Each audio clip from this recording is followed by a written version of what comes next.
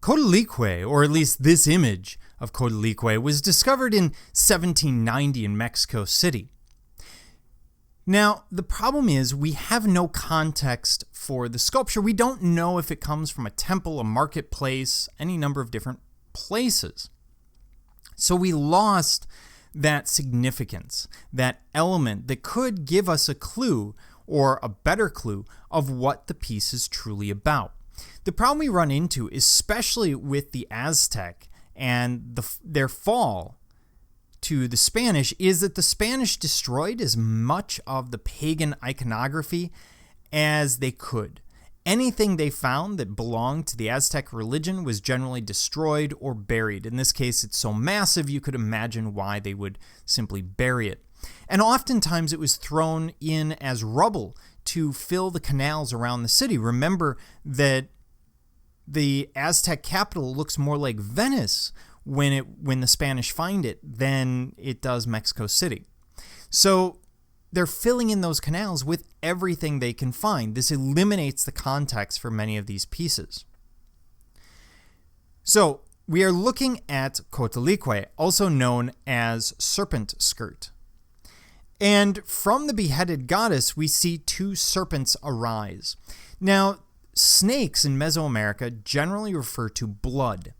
And here, instead of seeing one snake's face facing us, like you would expect in a Western depiction, instead we have two snakes' heads facing each other. So they're nose to nose, and you're actually seeing each in profile, which creates this very odd sort of depiction of the goddess. But it could represent a beheaded goddess whose blood is spurting from the carotid arteries. She's wearing a necklace made of hearts, hands, and this skull. That necklace depicts things that would be precious in Mesoamerican mythology. So the heart would be the sacrificial element from any sacrificial victim. At times they would use hands as well. To them, it wouldn't necessarily have been gruesome. It would have had symbolism because Coatlique also functions as a fertility deity.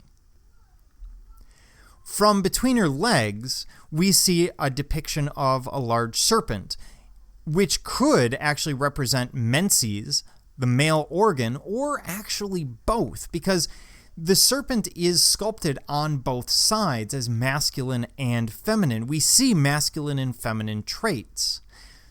So it's kind of interesting. We have this androgyny that we don't usually associate with the Aztec, but is clearly being depicted here in a massive sculpture that would have been particularly important.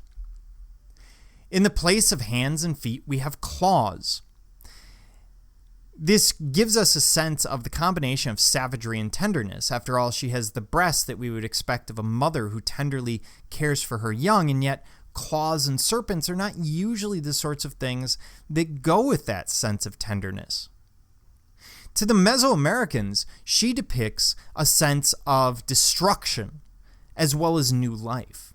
So in their understanding, in their cosmology, you had to have destruction to have new life. That's part of the reason they will sacrifice victims, is because they're sacrificing one life to bring forth more life. And before you think, wow, that's something you would never imagine in the West, of course, it is something that we see in the West, historically speaking. It's only the last couple of thousand years that we've stopped sacrificing animals, which really had the same purpose. Now, in terms of the image itself, when you look at it, it looks a little bit odd. The way that it's carved looks odd. And the reason is it's really being presented, or the Aztec sculptors are looking at it as relief sculpture that happens to be in 3 dimensions. In the West, when we think of sculpture in the round, or sculptures that are carved all the way around, we think of something freestanding in 3 dimensions, modeled in a lifelike manner. Here, instead, we have relief sculpture on 4 sides. Everything is carved in relief, and when you have edges, they're kind of brought together.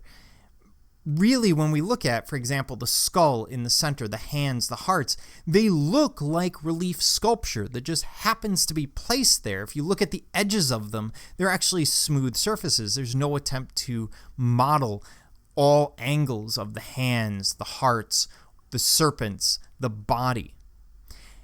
And this is very much the sculptural style of the Aztec. This is something that you tend to see a lot of because they do a lot of relief sculptures, what they're familiar with.